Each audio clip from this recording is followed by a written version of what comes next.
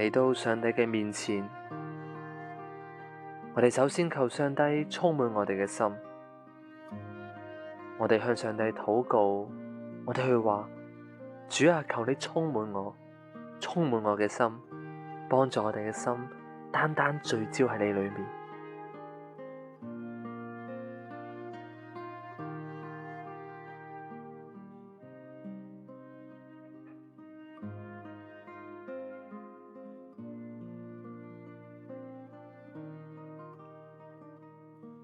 當我哋安靜嘅時候，心裏面、腦海裏面有冇浮現咗一啲嘅事情，或者浮現咗一啲嘅人物呢？我哋好掛念、好在意呢啲嘅事情，我哋將佢交託俾上帝。主啊，求你嚟紀念我哋心裏面所掛念嘅、所在意嘅。主啊，求你紀念我哋。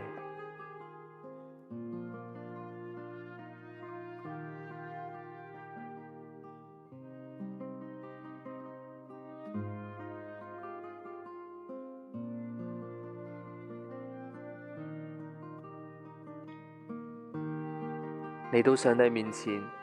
我哋用謙卑嘅心，我哋去聆聽上帝對我哋嘅吩咐，聆聽上帝嘅心意，求上帝幫助我哋遵行佢嘅話語，去生活，去實踐佢對我哋嘅期望。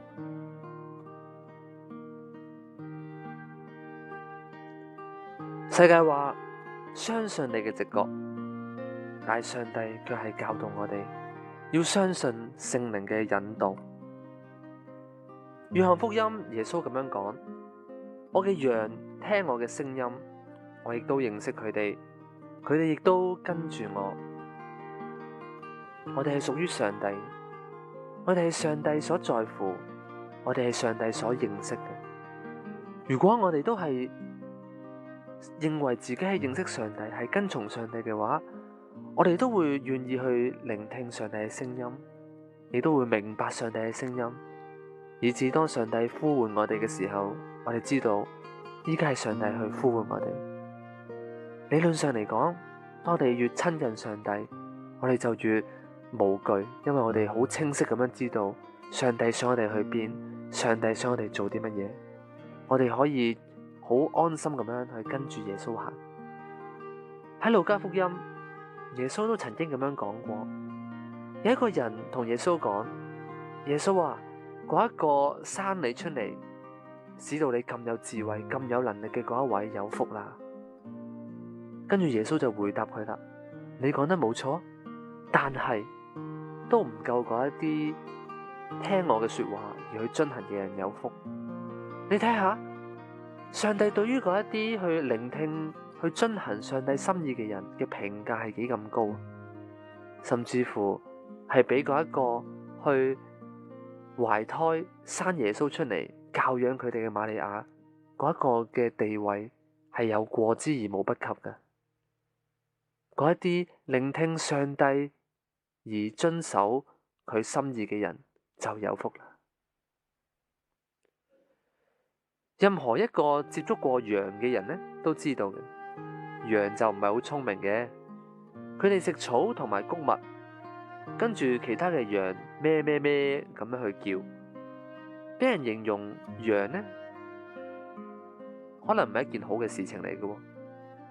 但係喺福音嘅中心思想裏面，基督稱呼跟從佢嘅人係佢嘅羊。一啲基督徒或者會猶豫，可能佢會刻意忽略呢啲睇到羊嘅經文，但係唔好忘記，羊呢有一個好令到人呢去敬佩嘅特質，係咩呢？就係佢哋係一個好好嘅傾聽者。羊會跟住牧人嘅聲音，順從住牧人嘅帶領。你可唔可以想象到一隻羊對住另外一隻羊講啊？唉，我哋嘅牧羊人啊，一啲都唔知道佢自己喺度講緊啲咩嘅。其實有一條更好嘅路可以去到嗰一啲美好嘅泉水同埋青草地嗰度嘅。呢一隻羊呢，佢嘅同伴可能會咁樣講啦，又或者你講得啱嘅，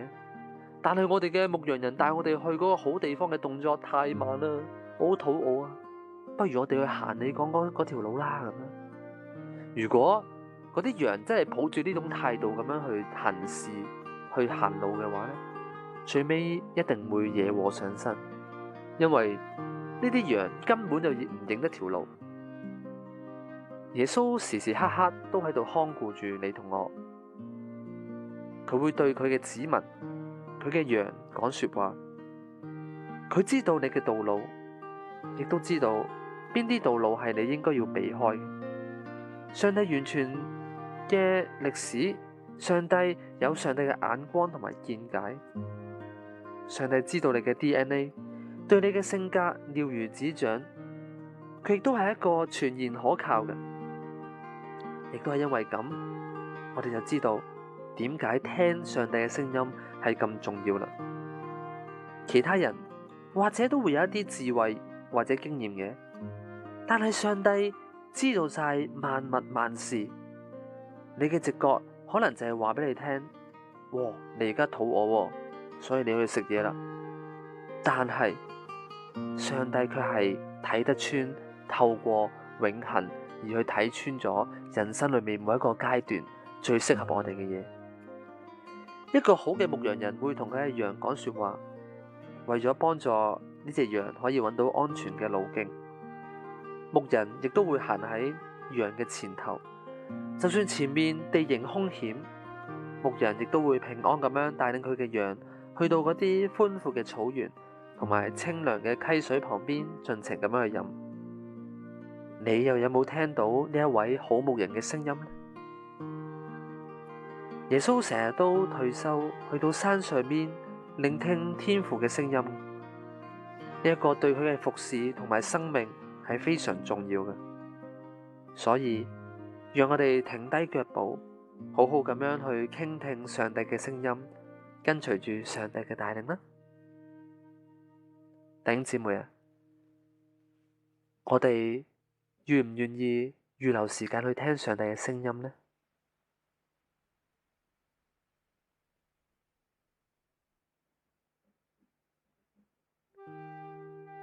喺你嘅人生裏面，有冇預留一啲嘅時間安靜落嚟，去讀聖經，去祈禱，去詢問上帝對我哋生命嘅帶領呢？